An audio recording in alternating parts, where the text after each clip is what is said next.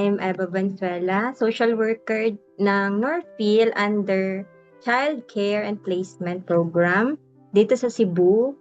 So almost 2 years and 11 months na ako currently ngayon sa Northfield. So almost 3 years na ako dito.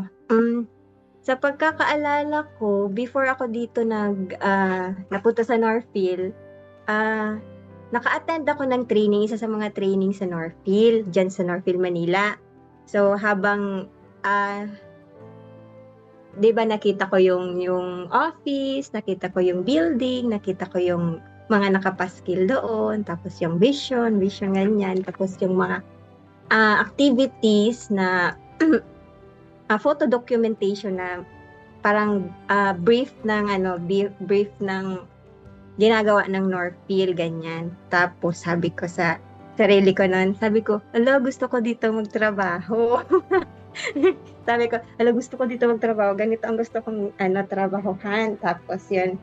Tapos, maliban doon, gusto ko talaga ang child welfare. So, Northfield, isa ang Northfield sa talaga ang focus talaga ng Northfield ay yung mga children. Actually, yung previous work ko, nakapagtrabaho naman ako doon yung una before residential siya, so 4 years siya.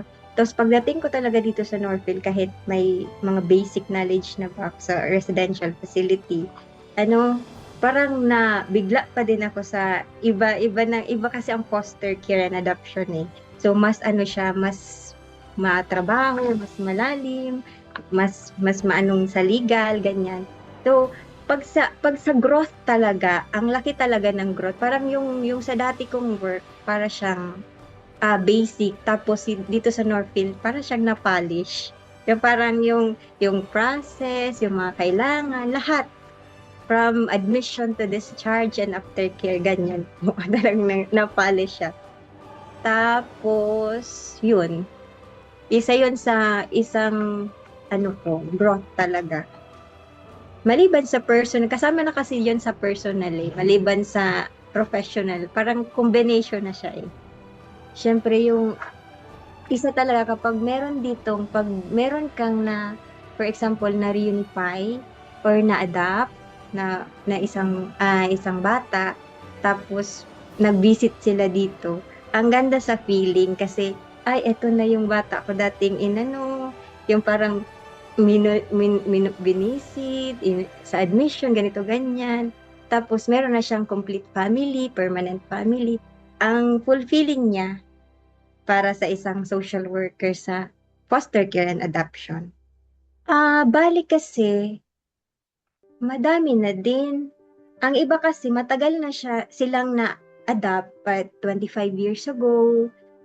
Pero wala pa ako hindi pa ako yung social worker na yon. Nagvi-visit sila dito, tapos tinitingnan nila yung mga case folders nila, binabasa nila, tapos happy sila kasi nung time na wala pa silang permanent family, merong foster home na sa kanila, nag-accept, nag-alaga sa kanila. Tapos, yun, kaya very grateful din sila nagbibisita dito. Nagkukwento na sila ng buhay nila ngayon, na ganito na sila. So, parang nabago mo ba yung buhay nila? Parang nakatulong ka sa journey nila. Malaking bagay na yun. Ang dami talagang challenge, actually. Lalo na sa foster care. Para sa akin, di ba may experience na nga ako sa mga child caring agency. Tapos, ngayon sa foster care and adoption, para sa akin, ang pinakamahirap talaga sa parang alternative care ba sa children, ang foster care. Kasi while 'di ba, may mga bata kaming for emergency placement, yung foundling, yung iniwan sa kung saan-saan, napulot kung saan-saan. So, isa yun sa challenge, syempre, kailangan mong immediate na mapiplace na family. In connection doon sa immediate na mapiplace ng family, ang hirap-hirap namin makarecruit ng foster family. Kasi unang-una, yan talaga ang challenge namin since parang nag-start ako dito sa Northfield. Yan ang challenge namin hanggang ngayon. Kasi, di ba, ang foster family, para siyang volunteer eh. Wala silang nare-receive na incentive or ano ba, sahod, parang ganun sa government. Ang nare-receive nila yung sa bata mismo na subsidy. Pero sa family ay wala po. Parang ano lang, parang yung parang fulfillment nila na nakapatulong sila, meron sila yung companionship, nakashare sila ng resources nila, ganyan.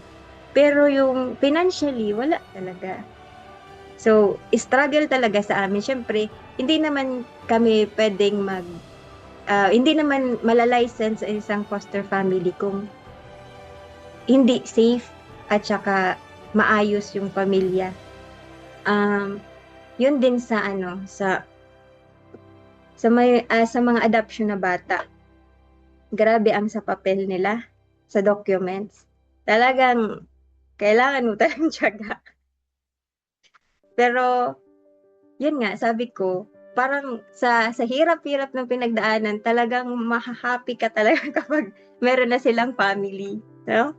Tapos kapag kapag nakita mo na healthy sila, masaya sila doon, tapos yun na, meron na silang matatawag na pamilya.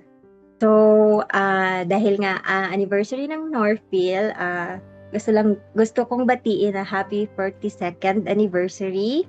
And I'm happy, tsaka thankful ako na naging part ako ng Northfield. Ang wish ko, sana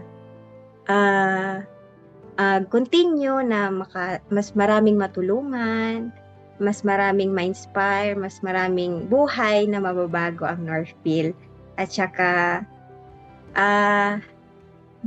cheers to more years, tsaka more years of service, at saka making difference. So, yun lang.